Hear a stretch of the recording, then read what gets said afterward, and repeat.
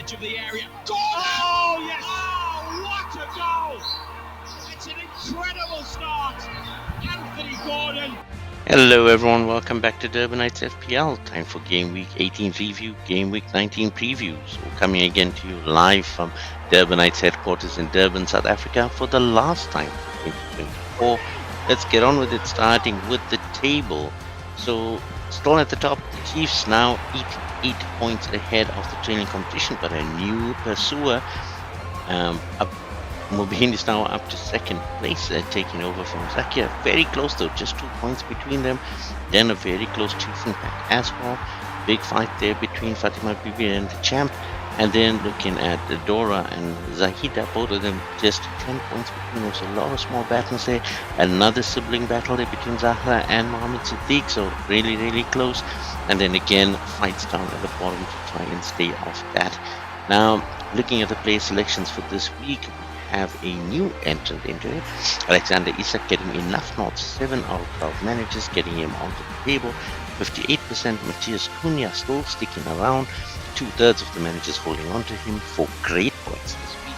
And then Mo Salah coming in and Cole Palmer still chosen between the two of them from 10 out of the 12 managers still holding on to these guys.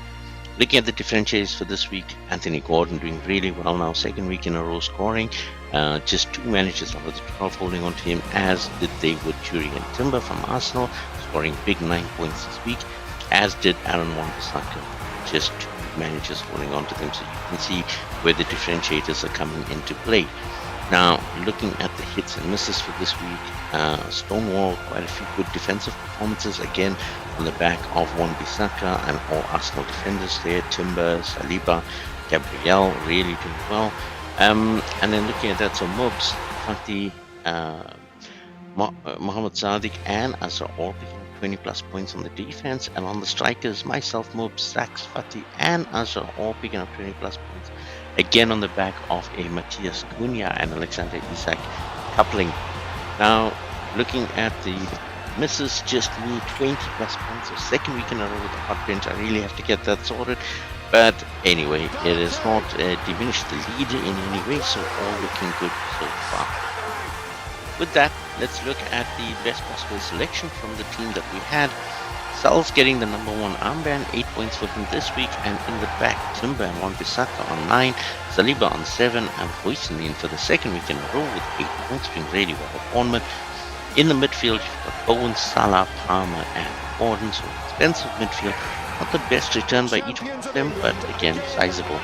Cunha getting the captain's armband up front this week, really well in that game. And then Alexander Isak featuring again, which leaves us with a bench of Henderson as a backup keeper, Ismail Assar, Byrne, and Armstrong from Southampton getting the pick as the backup striker on the bench. This team would have got you 110 points this week, 128 points, including the bench boost, but definitely worth a lot more than we would have had to start off with 101 million. Now, what does that mean when it comes to the fixtures coming up ahead?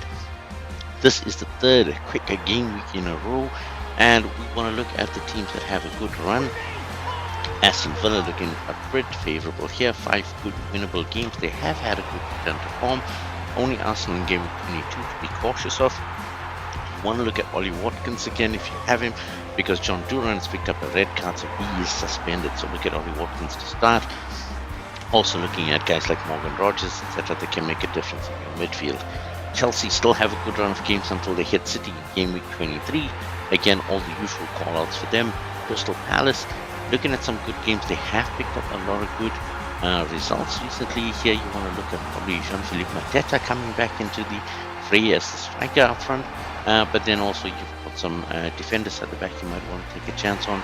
Ismail Assar is on great form for them in the midfield.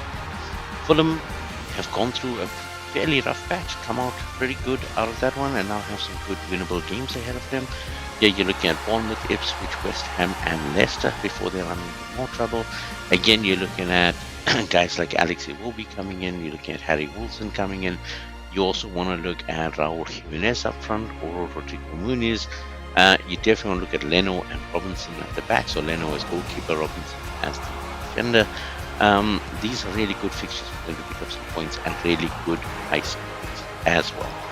Now, looking at Liverpool with the current form that they're in, West Ham, Nottingham Forest, and Ipswich should be winnable games. Manchester United on their current form should be winnable for Liverpool.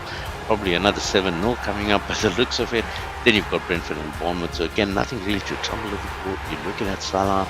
Luis Diaz didn't play last week because of the congested figures. It is possible that Salah could even be rested. It is a tricky time to be playing them. But Liverpool have a lot of selections for you, including Cody Gakpo up front, who's been doing really well. Looking at Man City, that miss by Erling Haaland has definitely dented his confidence in him. Still, with Leicester and West Ham coming up and then Ipswich in game week 22, there's definitely the chance for them to start getting back to winning ways. If they're going to do that, Haaland's still the point man up front. So again, if you have him, use him. Maybe don't rely on him as a captain though. And then you're looking at Notts Forest, again a team in superb form currently, taking out the Spurs last week, and now they've got Everton, Wolves, Southampton, and Brighton coming up in the next 6 weeks. But then Liverpool and Bournemouth there, so look for the interchange of those players. There you're looking at Hudson-Odoi, Gordon, Gibbs-White, you're looking at Ola Aina. Just put there's a lot of options for you to go for, including Sells in the goalkeepers section. So quite a few choices for you people looking for good priced replacements in their squad. Now, a long line of reds, as you can see with the squashed game weeks. Brighton, Brentford, Ipswich, Leicester, West Ham, Wolves, no surprises there. These teams are not performing fantastically and have tough competition coming up ahead of them. At the same time, though, you have Arsenal who are facing at least challenging competition as they try and hold on to that second spot. Bournemouth, Everton have been doing so well defensively, but they're going to be tested in the next 5 weeks. Manchester United, who have been so inconsistent, everything should be a test for them at this point. And then Newcastle, who have also won 3 on the trot, but now come up against Manchester United, then Spurs, before getting a bit of a chance to make a run again. So just be cautious with those teams. Looking at the backline options, Pope's out for Newcastle, Vicario out for Spurs, Emerson is out for Leicester, Edison out for Manchester City, and now Fabianski is out for West Ham. So quite a few first choice keepers out of the fray.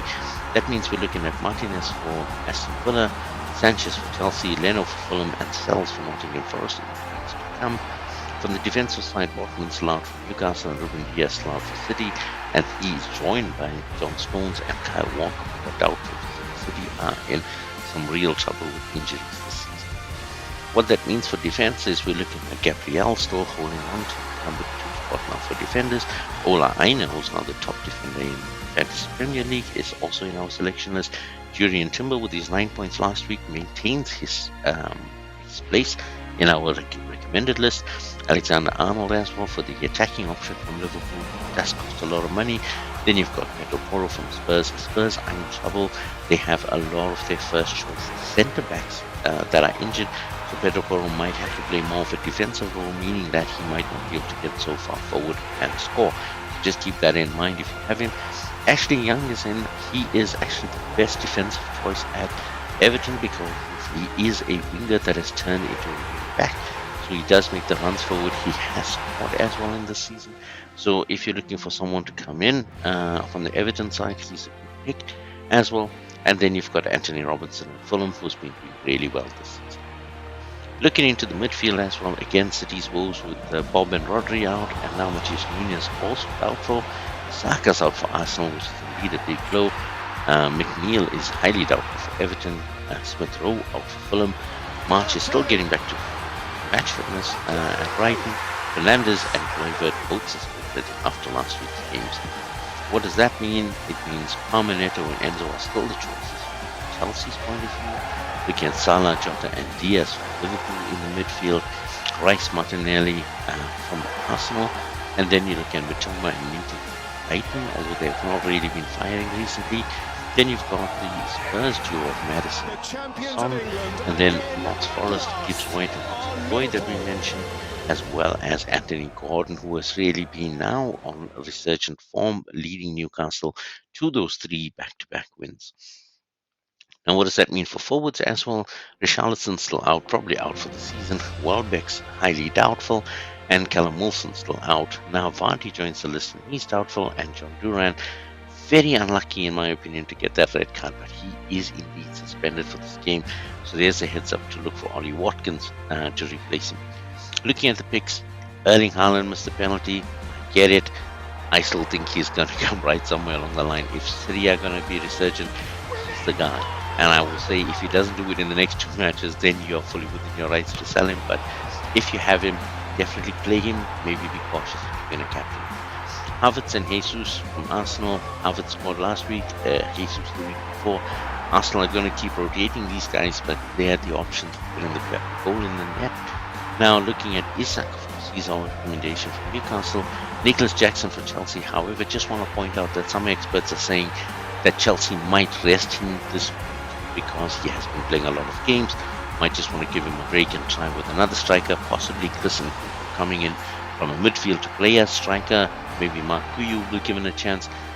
Just letting you guys know. So if you got Nicholas Jackson, just think about how to play him this week. Solanke for Spurs. Spurs are having trouble at the back, but that means they will have to be extra aggressive going forward. Solanke is really a good option. Ball in the back of the net. From Fulham's point of view, you've got Raul Jimenez, who's one of their top forwards, and at a good price as well. Jean-Philippe Mateta, I mentioned, Crystal Palace's run of games and their form. You might want to look at him.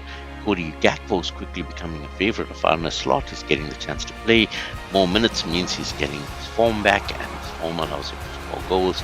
Think about that when you're putting in, or if you want to put in a look forward. Still no place right now for Darwin Núñez, so I would not recommend him. And then for Nottingham Forest, now that they're going back into a little bit of a green patch, you've got Chris Wood, who has had great form in the beginning of the season, maybe looking to continue that. So that's what we have for this week, and again, this is the last game week for 2024. A reminder to everyone, if you have not used your wildcard as yet, this is your last game week to use it. If you don't use it now, you will lose it, and it will be replaced with a new wildcard that will start at the beginning of, or at the end of this game week deadline. So if you have a wildcard to use, make sure you use it now, else you will lose that wildcard. Alright, so that's all we have for now, guys. I'm going to speak to you again on the flip side of the new year. All the best for the holidays. Don't forget to like, subscribe, comment, like the video. So much for now.